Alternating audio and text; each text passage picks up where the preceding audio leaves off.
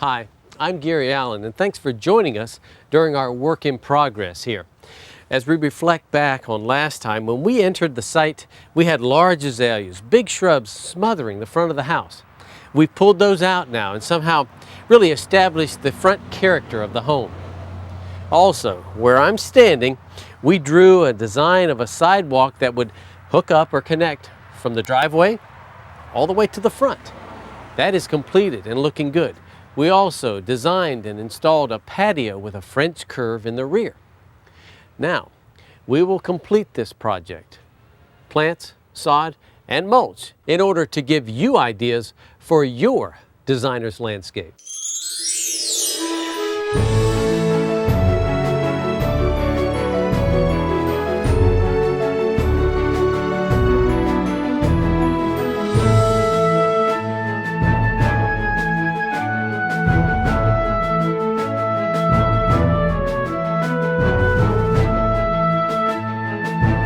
This has come a long way already, friends, and I want to take you back and reflect a little more on what we had here. There was a brick sidewalk that ended, well, right up here in front of me here, and we laid these new bricks over that, but we also extended a little bit of concrete to the sidewalk there, and then this new design, a couple inches of a pad of concrete was poured here. Then we let the brick guys come in, they mortared in their outside border, and then laid this all nice and flat. And also, we put a brick border on the driveway with the expansion joints from this angle, and we hope to show you later. It all ties in really well. Combination of concrete and brick there, and then solid brick here. With this new side entrance, I think the landscape, if we pull a bed as far out as here, we're going to put all of this and soften it and make it our entryway. In other words, we have the opportunity to bring grass in here and a few plants right up against the house, or to extend and enlarge this entryway type feeling. So that walkway from the side there will go all in plants, and I've got some orange paint for you, so I hope you can see. We're doing the crossover concept at the walk here. This line will curve around and bleed right into the neighbor's sod line. So I'll start here and kind of continue a line toward you. Remember, we want our turf grass to be nice, smooth, and curvilinear. I'm going to touch the driveway here with the bed line. And then this will be a place where we can kind of get on and off the driveway. I have a little extension going here where we start again, heading toward our front sidewalk. Then we jump the walk here and head towards the property line in a smooth radius.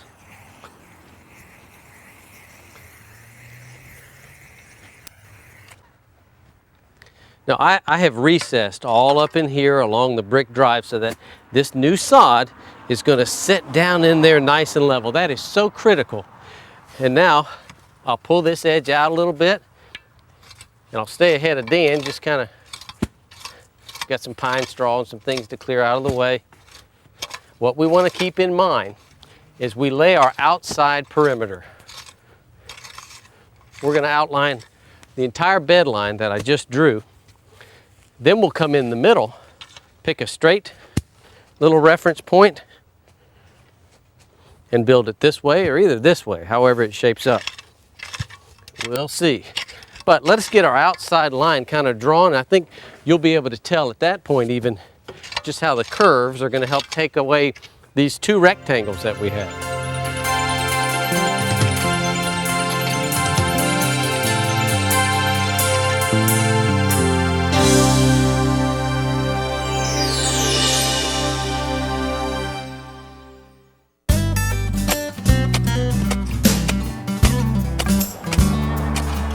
Okay, last minute little cutting in on this section.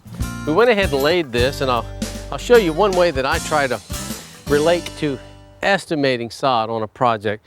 It's funny because with using curves, you can't always use a wheel or a rule to determine it. So I kind of have a 3-foot stepper. 3, 4, 5, 6, about 7. So that's 21 feet approximately from here to here. And then let me start at this end. I figure a pallet of sod, 500 square feet, 2, 3, 4, 5, 6, 7, 8. Now I've got a little bit of radius hanging over, but I figured 8 by 7, so that's 21 feet times 24 feet is 504 square feet. That's about as close as you can get. So I marked 7 by 8 paces, and I kind of gauge, well, that's one pallet, then another, and another, and another. So that's one way to at least determine or tell or estimate if your pallet comes in 500 square feet. Some of them 400 or less. It's just a method I use.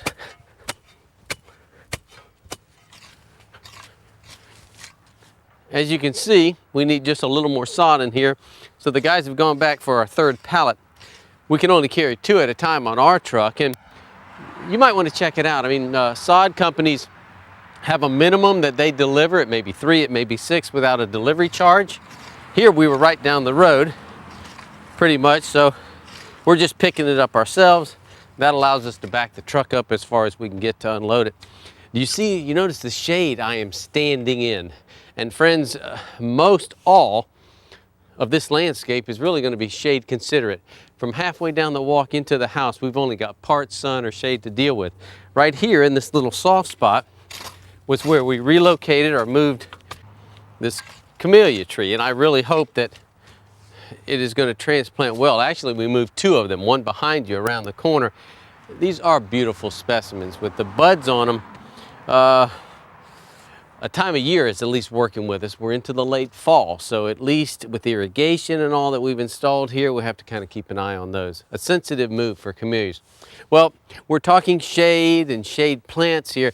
Let's go take a look at what varieties we're going to apply to this landscape improvement. Let's begin with Fatsia japonica. This beautifully palmate, lush green color. What we like about this is it's an upright, it's a clumper. It grows more upright or straight rather than rounded or mounded with the size of the leaf. So this is good for corners. And the front of the house, if you remember, it's got these corners, the fireplace jetting in and out. So it'll fill corners really well. Maybe 3, you let the one in the back grow taller. But a nice low light to medium light plant. And then for the sunnier spots, we have the little John Azalea, some Aztec under here. But another excellent variety for low-lit situations is a cast iron plant, Aspidistra, commonly known as the cast iron. I've also seen some of these in variegation with more of a variegated leaf, and they're interesting too. But the dependability of this plant, I call it a low-light, almost a no-light plant. You could put it in a closet and it would still grow well. One to put on your list if you have dense, heavy shade under magnolia trees, under oak trees. Okay, moving on down the line here is the holly fern, a glossy-leafed little fern. Again, one of these low-light varieties that really does well. Matter of fact, it will burn, so will the cast iron if you get it in too much light. So that's something to consider. You've got to have part sun to part shade, or a full shade, for it to really thrive or do well. Most of the time, beginners look on the back of here and they see these little spots and think that they're bugs or pests or insects, but that's not the case. These are really spores, new life generating from the back of the holly leaves themselves. So in addition to that, we have some boxwood, iris, Asiatic jasmine, and a few other varieties, and mostly everything is green though. I really feel like we'll probably, since we're heading in toward the winter and things will stay that way, we may need some annuals to kind of perk up and give it that extra color, huh? Now we've got a special consideration out here. How do we tie in our new landscape part of the yard with what was existing out here? In other words, the right-of-way. And the homeowner, because of the change in grade, has really brought these little stones in here. And so as we recess or pull those back, we're also going to have to bring down the grade here to take care of the erosion that he has been concerned with. Water probably comes off of the road, down on through here. And here's the big challenge again, is somehow, I mean, we got pear trees out here, which we have none here, and they're all in a straight row in the middle. That's okay. How do we get this part of the landscape to tie in with this? We've got to use some type of repetition in the plants to come over through here and make sense of it all. I didn't want to put grass in here because I thought that would be too high a maintenance with a little thin strip in here. So keep that in mind. We'll try to tie that in with the plants. We'll pull these up and address that in a little bit.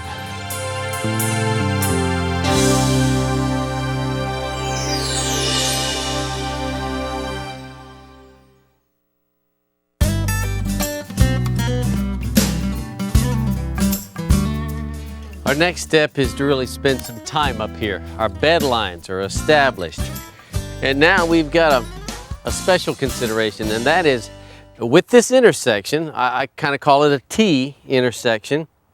How can we arrange our plants so that there's still some movement from one side or one bed to the other? It's a little different. Rather than line things up along the house, see, we've got to change when we get through here. I want to try to work with a radius like I usually do. I'm thinking of something maybe small on the inside. A dwarf plant that would be lower in here. Let's try to cross it over the walk. Something like that. And then we'll carry it over again.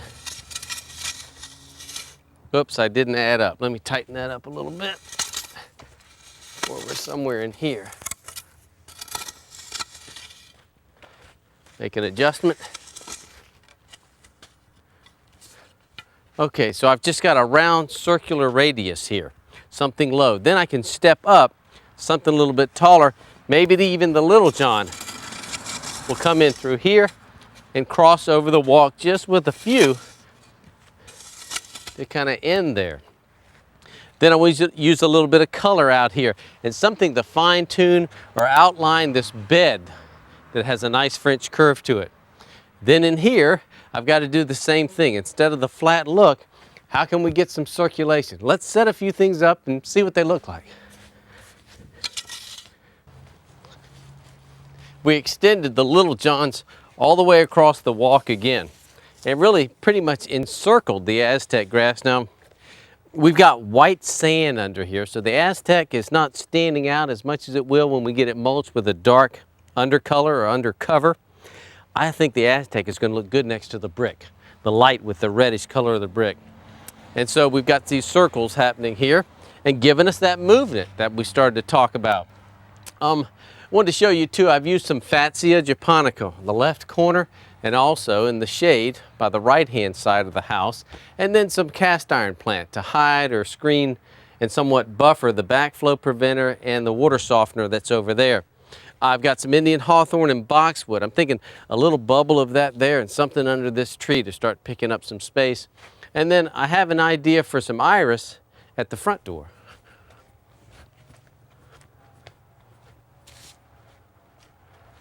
So we want to add some balance to the left and right side of the door. We begin with 2 iris, then 4, and finally another. And to match the other side, another clump or cluster, achieving our balance. Well, now we've had a few changes in ideas, but not too many. We've kind of stuck to our original plans and lines and curves, and I kind of set things up. We make them adjustments, like even the little Johns. We pulled them back a little bit more toward the Aztec here to close in this line. And when you get up top, you can see the vertical space and the movement.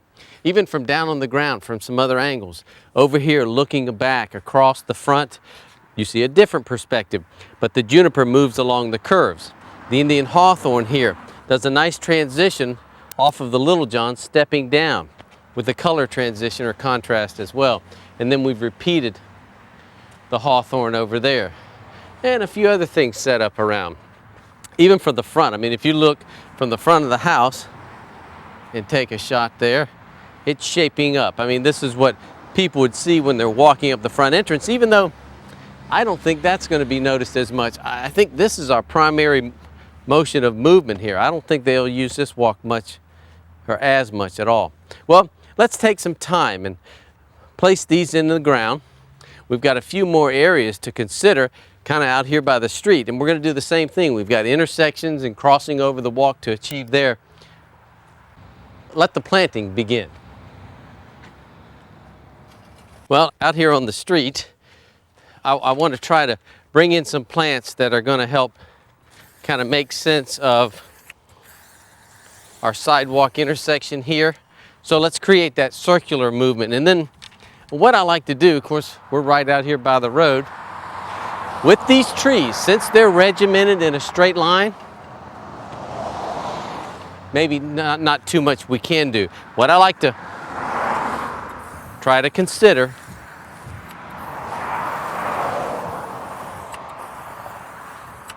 we do a half circle in one way, then we come back with a half circle opposite, but slid down a little bit. Can you see that? Half circle, and we let something lower meander or move through here. This could even be left mulch. We'll see how many plants we have left. We can go taller, and leave this kind of opening for annuals or something for the future. Let's go with that.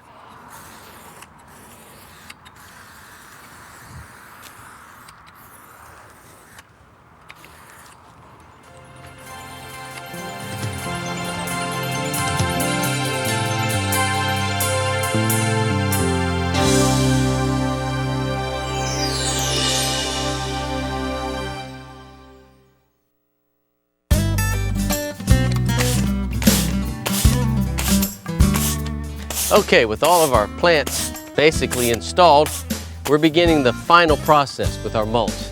And I just have to stop here and reflect back. Do you remember what we had here at the very beginning? Large azaleas, somewhat overcrowding the home. Now, there's no right or wrong rules in landscape, so there was nothing wrong with this look.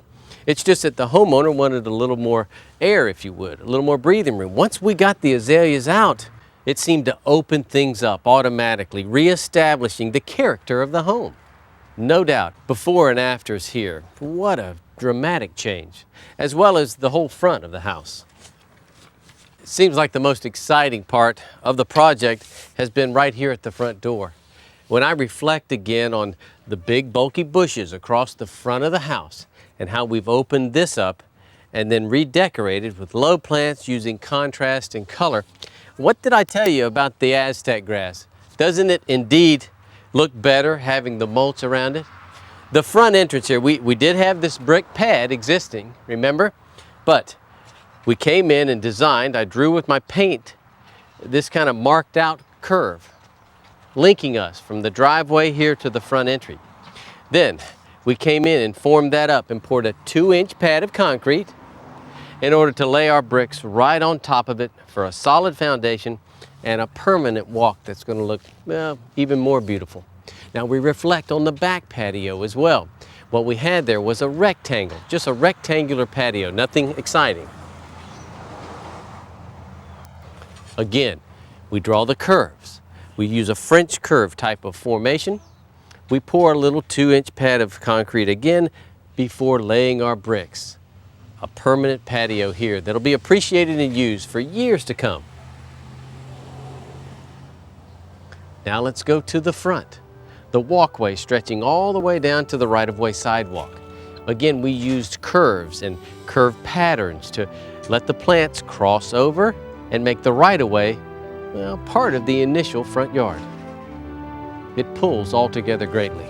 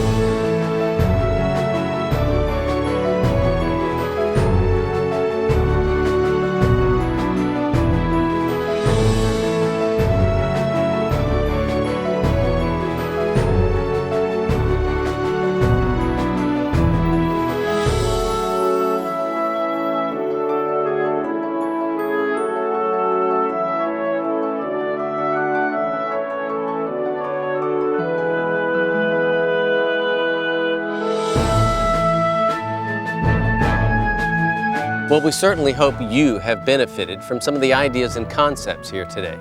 If there's one thing we can say about patios, decks, and walks, they don't have to be square. Use a curve. You'll enjoy the look. I'll see you on the next Designer's Landscape. I'm Gary Allen. So long.